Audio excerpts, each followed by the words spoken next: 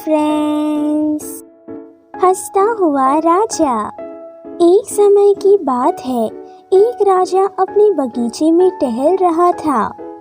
तभी वहां पर जादूगरनी ग्रिसेल्डा दौड़ते हुए आई और कीचड़ में गिर गई।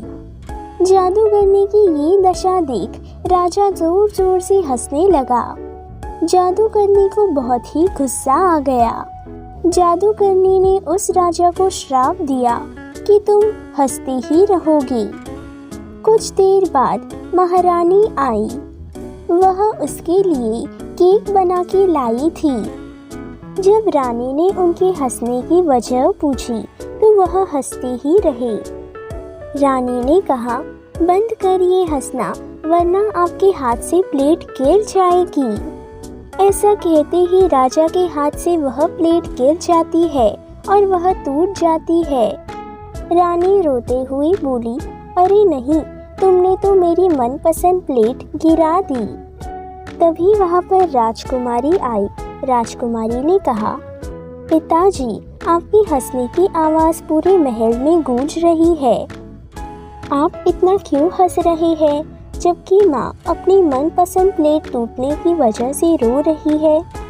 राजकुमारी बोली, कोई बात नहीं, ये प्लेट के टुकड़े मैं उठा दूंगी। जैसे वह उठाने गई, राजकुमारी के हाथ पर कांच लग गई। तभी राजा जोर जोर से हंसने लगा। तभी राजकुमारी बोली, पिताजी, मेरे हाथ पर लग गया है तो भी आप हंस रहे हैं।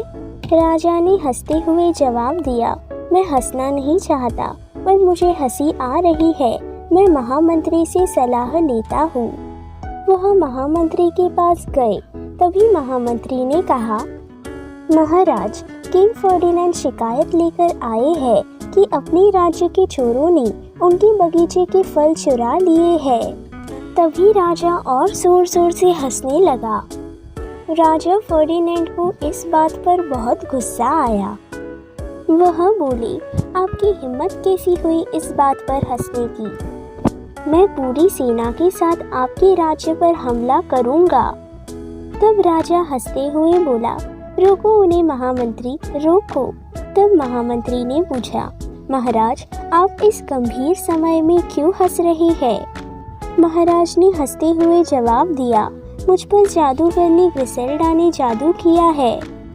तब महामंत्री ने कहा, हमें फौरन जादूगरनी ग्रिसेल्डा के पास जाना चाहिए। और वह उनके पास जाने के लिए रवाना हुए।